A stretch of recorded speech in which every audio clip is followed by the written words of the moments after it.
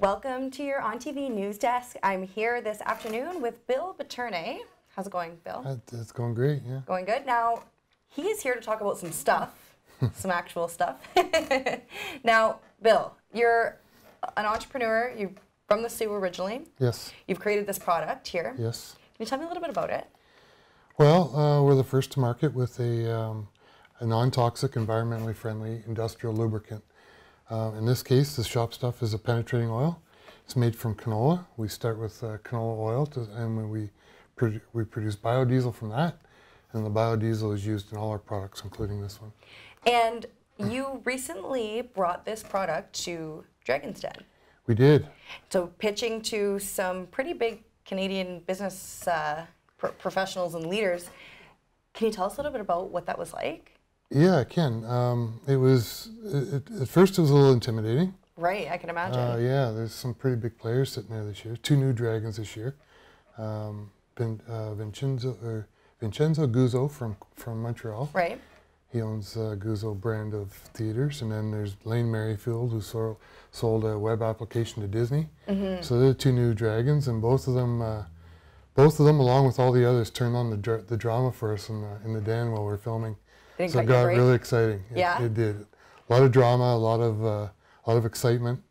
It's going to be a good episode, that's for sure. And that episode airs on October 25th at 8 p.m. It does, yes. And that's where Saults can find out how you guys fared, because you can't tell me now, right? I can't tell you now, no, but if you tune in on the 25th at 8 p.m., you're sure to find out.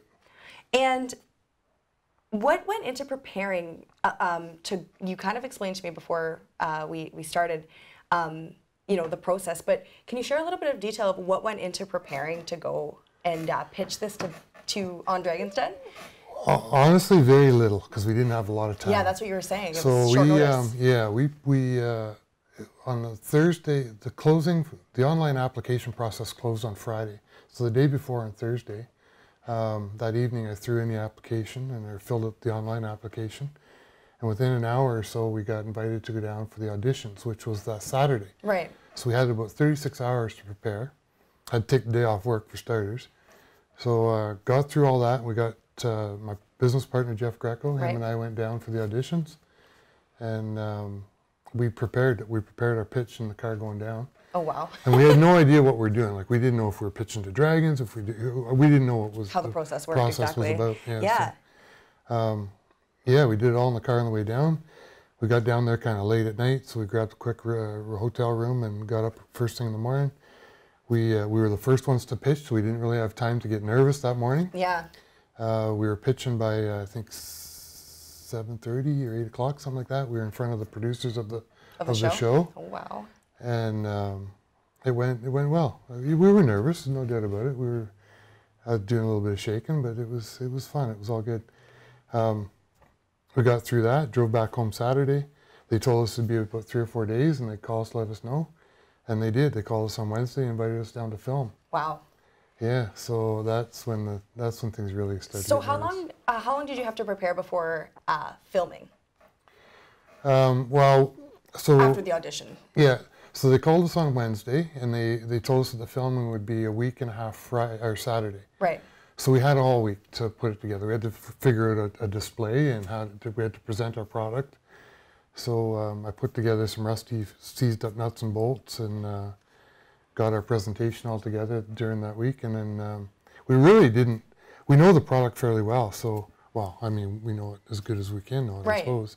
So the pitching the product wasn't the hard part. It was presenting it. Making it stand out. Right. And as great as penetrating oils are, there's a lot of good ones on the market, but to put together a presentation and guarantee it's going to work on film, it's a little bit stressful. It is stressful. So we had to come up with something that was, that was sure to work. So yeah. That was the stressor, making sure that it didn't fail on camera. The one time it fails is you're on camera, right? Exactly. Yeah. So okay, what went into you? I read a little bit about kind of what led you to this.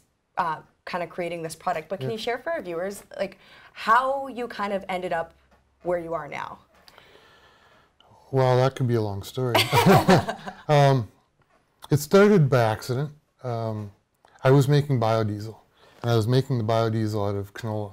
Right. I didn't really put all that together until one day when I was working on my truck, I ran out of the regular lubricant that I normally have kicking around the house. So I grabbed some of this biodiesel I was making. And it was working well. It was working well as a penetrating oil. It was working well as a lubricant. And that just kind of got me thinking in along the terms of the health benefits to an environmentally friendly, safer product than a lot of the petroleum and chemical-based products that we all know and use. So in my research, I discovered that there was nothing made from any kind of a vegetable oil that I could find anyway. And that got me thinking about patents and why wasn't there? I couldn't really find a good answer to that question. So I hired a law firm in Ottawa, Gallings from Ottawa, to do a patent search for me, and we come up with nothing for using canola. So I patented the process to make lubricants from canola. It's currently patent pending. And then once I started playing with that idea, or playing with using my biodiesel as a lubricant, I started adding different ingredients. I discovered that using an orange oil with my canola biodiesel would really help it creep into cracks and crevices, made it a better penetrating oil. So that's what's in this product, and I patented the recipe, and it's just been full bore ever since. We've been going busy. It happened by accident, if they say the best things do. Yeah. Now we'll be back with Bill after this short break to talk a little bit more about his product and Dragon's Den. Stay tuned.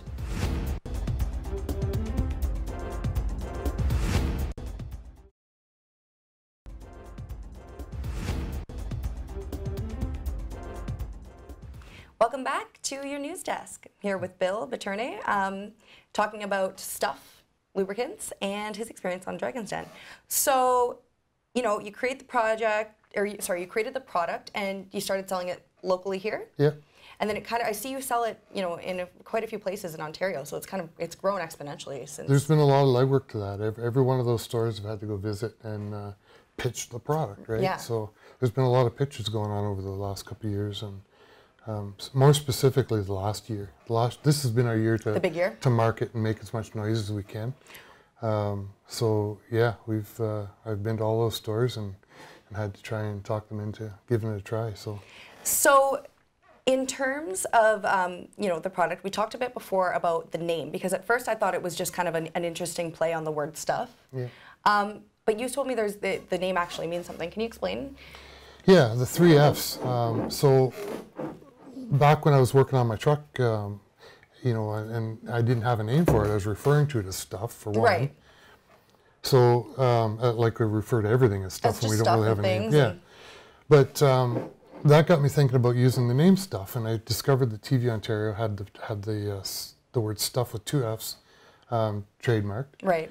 So we got thinking about 3 F's, and I realized that the life cycle of the oil, because it's canola, it starts in the field. We take it from the food chain, so we gather the restaurant fryer oil, which is canola. Most restaurants use canola. Right. And then we process it into biodiesel, which is fuel. So the 3 F's stand for field, fryer, fuel, the life cycle of the oil. Full process. Yeah.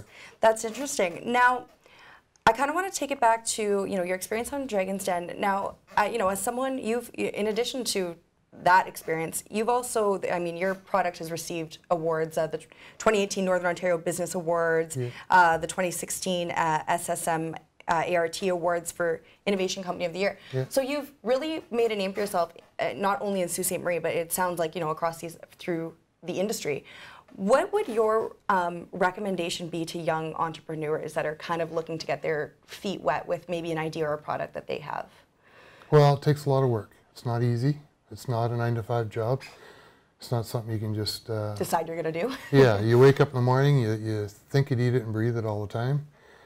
For me, it's been 4 years of STUFFF lubricants, and it's just now starting to pick up some steam. The first couple of years has been us putting money into it. It's just recently got to the point where it's self-sustaining financially, so it takes a lot of work, but it's rewarding. It's fun. It's like having a child. You raise it and you keep feeding it and watch it grow. Yeah, and it eventually starts to take off and take care of itself. So while we're talking about what's next, I know you can't tell me too much about you know, the results of your pitch on Dragon's Den, but where do you see the future going for STUFFF lubricants? Well, You know, there's a lot of products on the market, and we all know WD-40. That's the biggest competitor in the space. Right. And WD-40 is not non-toxic. It's not environmentally friendly. And the blue and yellow can that we all know doesn't really work all that well. It's actually not engineered to be a lubricant or a penetrating oil, but that's what we buy it for, and that's what we've always used it for. For that reason, WD-40 does make other products that do work very well. Right. But so I really think that if WD-40 can take such a huge chunk of that market space with a product that's not really all that great, we should be able to do something similar with the product that does work and is safe and non-toxic. Well, yeah, it sounds like it's. I mean, one, it kind of sounds like it's set above or apart from the competition in a lot of ways. We're the first to market with a patented product in this space that's non-toxic and environmentally friendly. So there's a good chance that this could be leading the... I sure would like to see that happen.